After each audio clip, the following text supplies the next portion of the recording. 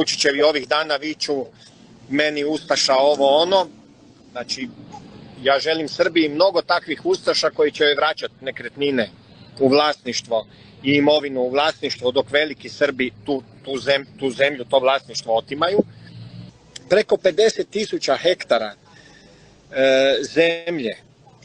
zemljišta, poljoprivrednog zemljišta, vrijednog poljoprivrednog zemljišta u Republici Srbiji bilo je prodano hrvatskim tajkunima.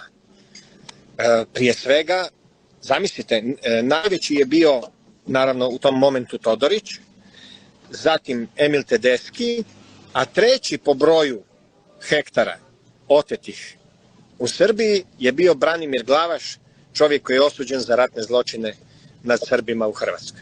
Kad smo uspjeli vratiti, mislim, oko 15.000 hektara, na to je Vučić podivljao doslovno i tad sam ja bio isto uhapšen. To zemljište je vraćeno zahvaljujući također Velimiru Iliću. On je tad bio nadležni ministar.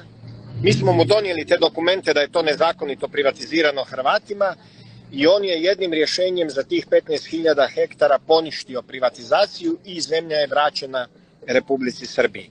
I mi imamo inače i u Hrvatskoj, i u Bosni, i u Srbiji, i u Crnoj Gori sistem koji se već 30 godina rotira i zato nema promjena. Malo će oni vikati ovaj je lopov, ali to je za reklamu, to je da se narod zabavlja. Sve demonstracije do sad su šta radile?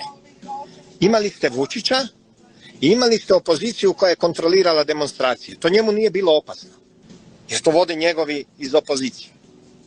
Ovo sada niko od njih ne kontrolira. I vi ne znate, ni mi, ni vi, ni ja, ni niko, a ponajmanje vlast i opozicija, koju će odluku studenti danas popodne donijeti.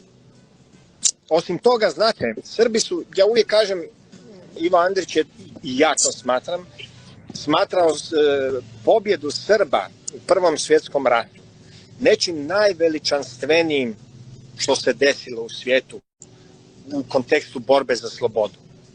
Govorim o mentalitetu jednog naroda. Ono što je meni uvijek tužno bilo gledati, da je Vučić uspio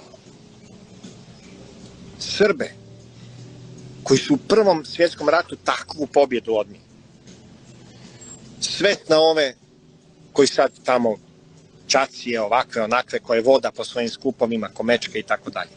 Svašta ti možeš Srbima. Ali kad digneš batinu na Srbina, ja mislim da to loše završava.